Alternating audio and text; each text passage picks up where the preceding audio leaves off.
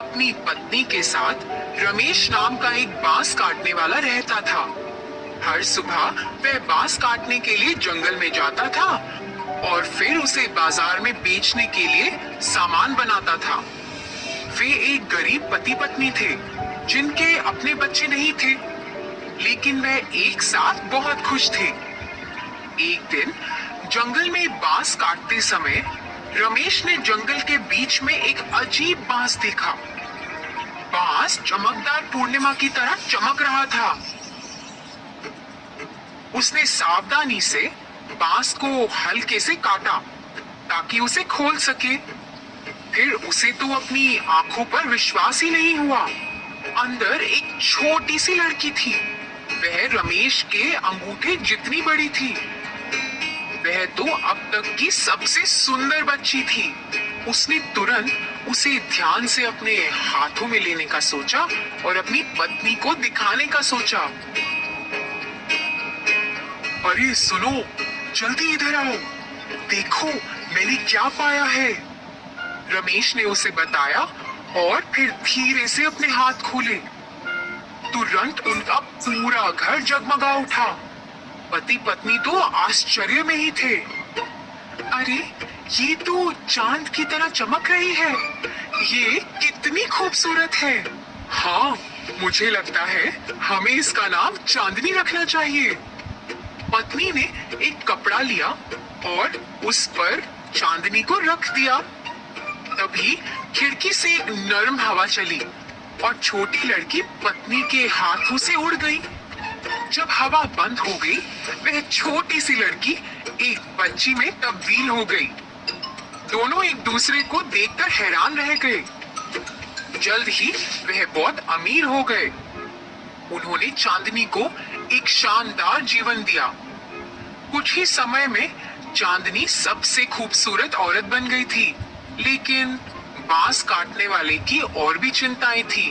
गांव वाले उससे अपने घर की सबसे खूबसूरत लड़की के बारे में पूछते रहते थे।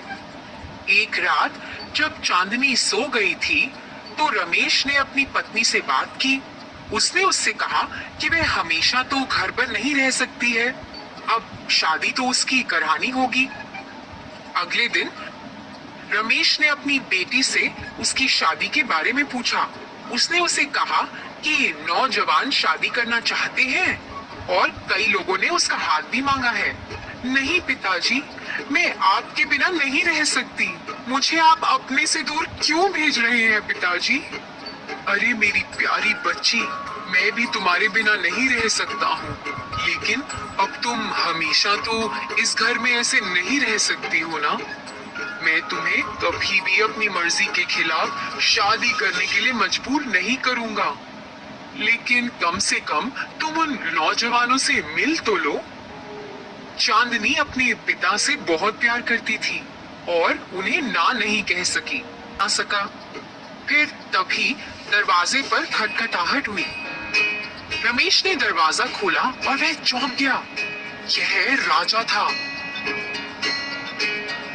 रमेश और उसकी पत्नी सम्मान पूर्वक उसके सामने झुके। आपको नहीं, बल्कि मुझे आपके सामने झुकना चाहिए, क्योंकि मैं आपकी बेटी का हाथ मांगने आया हूँ। मैं के लिए बहुत उत्सुक था और इंतजार करने लगा। जब वह अपने कमरे से बाहर निकली, तो वह तो उसकी सुंदरता पे फिदा हो गया। उसने अब उससे शादी करने की ठान ली थी। लेकिन चांदनी को कुछ कहना था। देखिए राजा जी, मुझे पता है कि आप मुझे कुछ भी दे सकते हैं, मेरी सभी ख्वाहिशों को पूरा कर सकते हैं। इसलिए मैं आपसे केवल एक चीज ही मांगती हूँ। मेरी इच्छा ये है कि मैं शादी नहीं करना चाहती और आप मुझसे यह कभी ना पूछिए। यदि आप ऐसा चाहती हैं, तो मैं आपकी आज्ञा का पालन करूंगा, लेकिन क्या आप मुझे अपना दोस्त बना सकती हैं? फिर इसी तरह राजा और चांदनी दोस्त बन गए और अक्सर मिला करते थे और गपशप किया करते थे। चांदनी के पिता ने भी बाकी युवाओं को घर में आने नहीं दिया। वे अपनी बेटी को परेशान नहीं करना चाहते थे। एक रात जब वे चांदनी के कमरे में गए, उन्होंने देखा कि चांदनी खिड़की के पास बैठी थी। वह चांद को घूर रही थी और उसकी आंखों में आंसू थे। रमेश ने उससे पूछा, पिताजी, एक सपना है जो मुझे हर रात आता है। मैंने आपको कभी नहीं बताया क्योंकि मैं नहीं चाहती थी कि आप चिंतित हो। मुझे ये सपना आता है कि चांद से कुछ लोग यहाँ आए हैं और वह मुझे लेकर जा रहे हैं। और कल रात मैंने एक आवाज सुनी और उससे मुझे पता चला कि वह दिन आ गया है।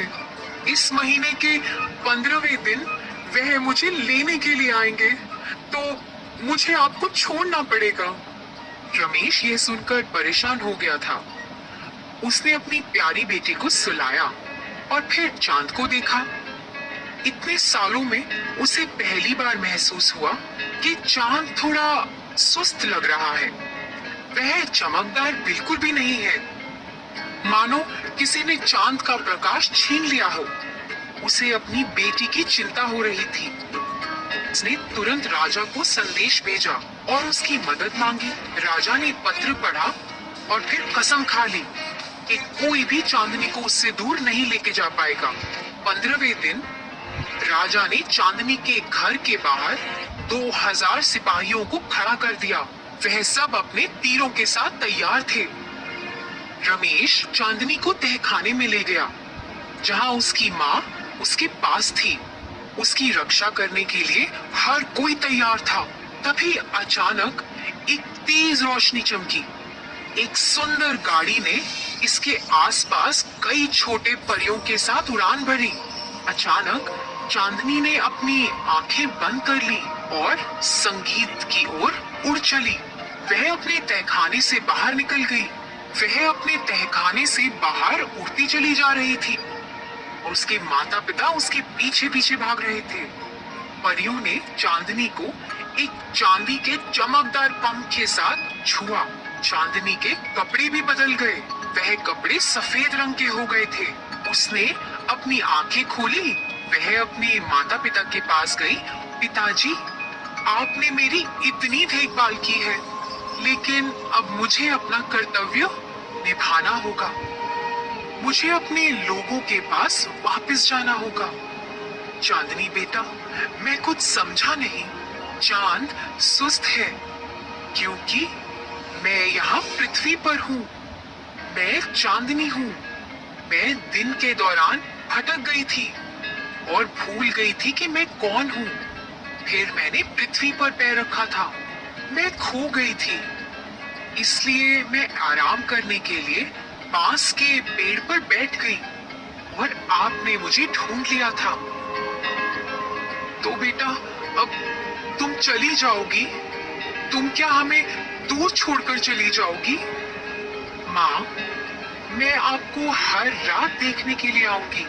केवल एक दिन आप मुझे नहीं देख पाएंगे, जब आकाश में कोई चंद्रमा नहीं होगा। और राजा जी, आप मेरे सबसे अच्छे दोस्त हैं, लेकिन मुझे अब जाना होगा। चांदनी अपनी गाड़ी पर बैठी और खुशी से पृथ्वी पर अपने परिवार वालों और अपने दोस्तों को अलविदा कहा और उड़ान भरी। वह दुखी तो नहीं थी, क्योंकि वह जानती थी कि वह हमेशा उन पर नजर रखेगी। रमेश और उसकी पत्नी ने अपने आंसू पोंछे